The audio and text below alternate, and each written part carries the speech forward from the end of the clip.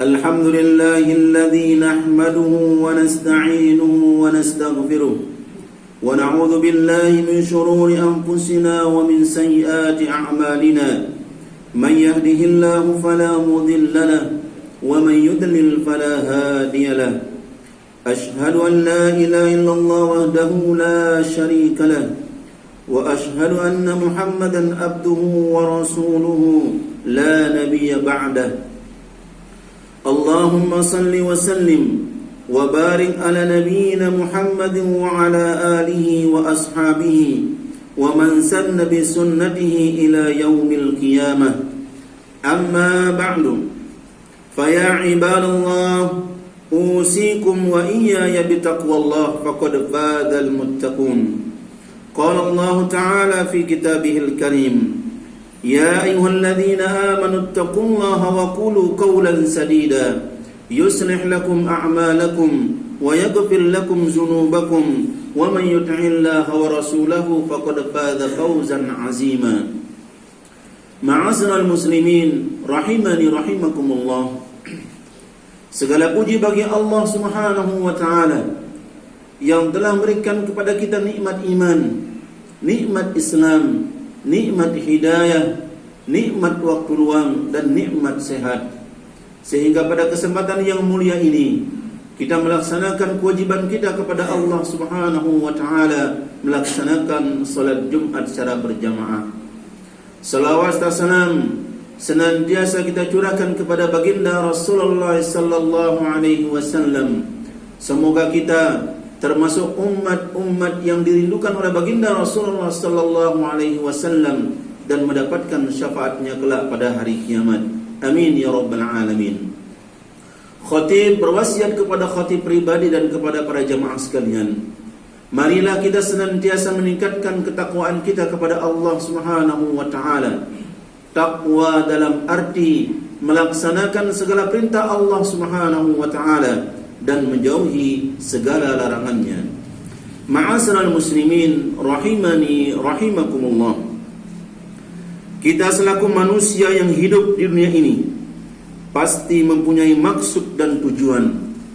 Allah Subhanahu wa taala telah menuntunkan dan telah menurunkan di dalam Al-Qur'an bahwa kita manusia dan juga makhluk lainnya yang bernama jin diciptakan memiliki maksud dan tujuan untuk beribadah kepada Allah Subhanahu wa taala. Sebagaimana Allah Subhanahu wa taala berfirman di dalam Al-Qur'an di dalam surah Az-Zariyat ayat 56, "Wa ma khalaqtul jinna wal insa illa liya'budun." Tidaklah aku ciptakan jin dan manusia kecuali hanya untuk beribadah kepada Allah Subhanahu wa taala. Ma'asyiral muslimin rahimani rahimakumullah. Ibadah dalam pandangan ulama tauhid adalah mengesahkan Allah Subhanahu wa taala dengan sungguh-sungguh dan merendahkan diri serta menundukkan jiwa setunduk-tunduknya kepadanya. Sedangkan ulama lain menyebutkan mendefinisikan ibadah sebagai ketaatan kepada Allah Subhanahu wa taala dengan menjalankan apa yang telah diperintahkannya melalui lisan para rasul. Sifat ketundukan dan pengakuan bahwa yang Maha Esa hanyalah Allah Subhanahu wa taala.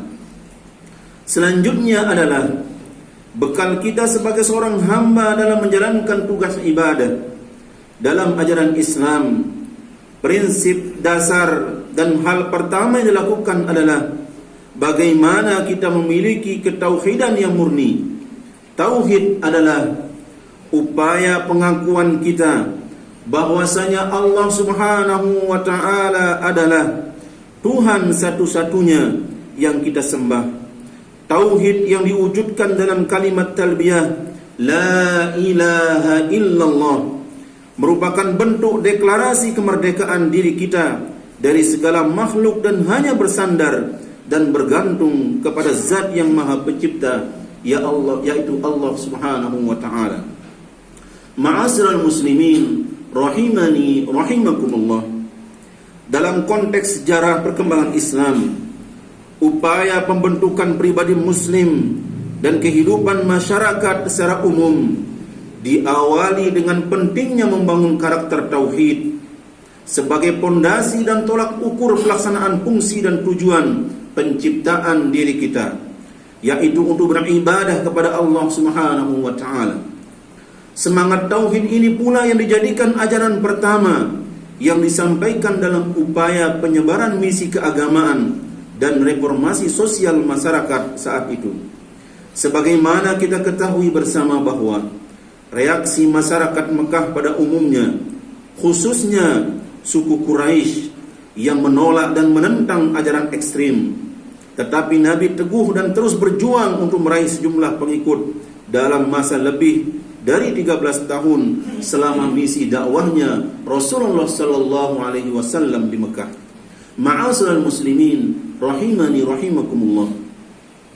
Tauhid dengan serangkaian nilai yang dikandungnya tidaklah cukup hanya dipahami sebagai doktrin, tetapi bagaimana tauhid dapat kita jadikan kunci untuk menjawab berbagai persoalan zaman yang kita hadapi saat ini. Sebagai muslim, tidaklah cukup kalimat tauhid tersebut hanya dinyatakan dalam bentuk ucapan atau lisan, atau diyakini dalam hati, tetapi harus dilanjutkan dalam bentuk perbuatan. Dengan kata lain, tauhid sebagai perwujudan keimanan kita kepada Allah Subhanahu wa taala haruslah kita ikuti dengan